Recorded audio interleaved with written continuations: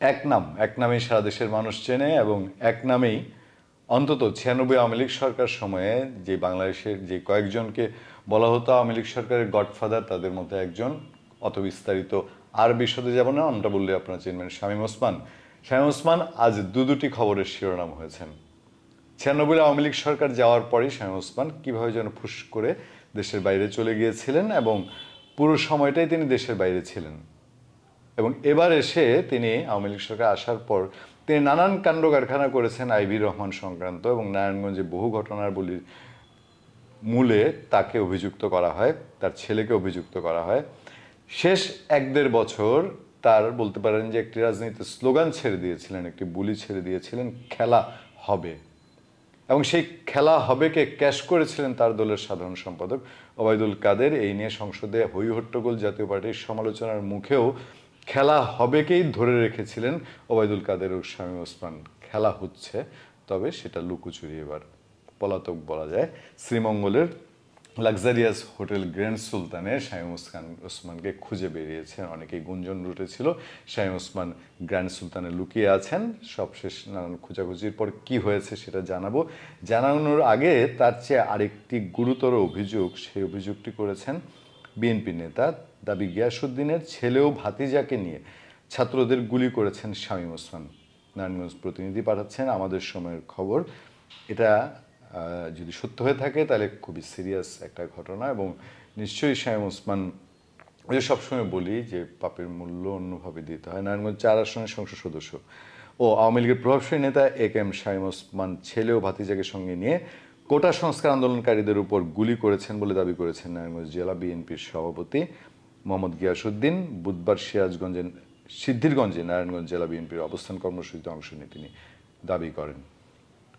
মোহাম্মদ গিয়াসউদ্দিন বলেন, শামীম ওসমান তার ছেলে ও ভাতিজাকে নিয়ে অস্ত্র হাতে নিরস্ত্র ছাত্রদের গুলি করেছেন। এদের ছাড়া যাবে না, আমরা আইন হাতে তুলে নেব না, তাদের বিরুদ্ধে আইনি ব্যবস্থা নেওয়া হবে। মানে একরকম বুঝিয়ে দেওয়া হচ্ছে তাদেরকে যে খোঁজা হচ্ছে, পাইলে কি হবে ফলাফল। তিনি বলেন, নারায়ণগঞ্জে এত দাম্ভিকতা করেছিল, আজকে তারা কোথায় পালিয়েছে, বোরকা পরে পালিয়েছে।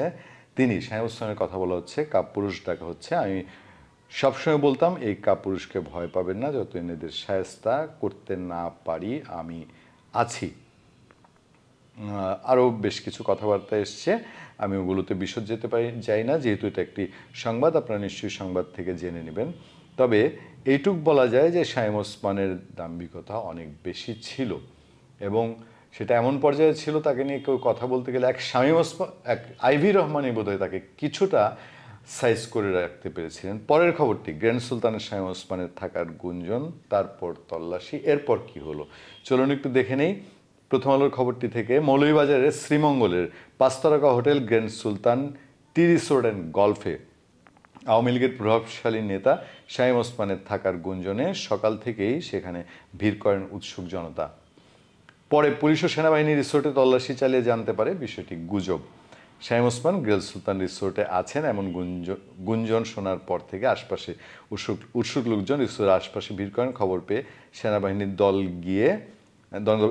দল সেখানে গিয়ে রিসোর্টের প্রবেশদ্বার সহ আশপাশ ঘিরে রাখেন। পরে পুলিশের সঙ্গে সেনা সদস্যরা হোটেলে তল্লাশি চালানো হয়, কিন্তু শামীম ওসমানকে সেখানে পাওয়া যায়নি। এরপর পুলিশের কমেন্ট আছে, আমি এত কিছুতে আর যেতে চাই না, সেটাও নিশ্চয়ই আপনারা রিপোর্ট থেকে জেনে নেবেন। আমি শুধু বলবো যে শামীম ওসমান তো নাই নারায়ণগঞ্জে, এবং এটাকেই পালানো বলে। তো তাহলে ওই যে তিনি চ্যালেঞ্জ করেছিলেন, আপনার যদি বলি বিএনপিকে, বলেছিলেন তিনি একাই 100, তিনিই যথেষ্ট বিএনপির জন্যে, তাহলে তার আজকে দলের এই দুর্দিনে তাহলে কি এমন সাহস, কি এমন শক্তি যে তাকে পালাতে হলো বা তাকে পাওয়া যাচ্ছে না, এবং তাকে গুঞ্জনের উপর ভিত্তি করে তাকে খুঁজতে লোকজনও যাচ্ছে, তারপর পুলিশ সেনাবাহিনীও যাচ্ছে। রাজনীতির এই মিরাকেলগুলো আমাদের এত দ্রুত দেখতে হবে, এটা হয়তো আমরা অনেকেই চিন্তা করিনি, বিশ্বাস করিনি, এবং এই কথাগুলো যে এত দ্রুত বলা যাবে সেটাও অনেকেই হয়তো নিজেরাই নিজেকে বিশ্বাস করতে পারছেন না। ধন্যবাদ সবাইকে, ভালো থাকবেন, সুস্থ থাকবেন, সত্য, করুণা এবং সহনশীলতার সাথে আপনাদের সাথে সবসময় আছি আমি আতিক রহমান পূর্ণিয়া।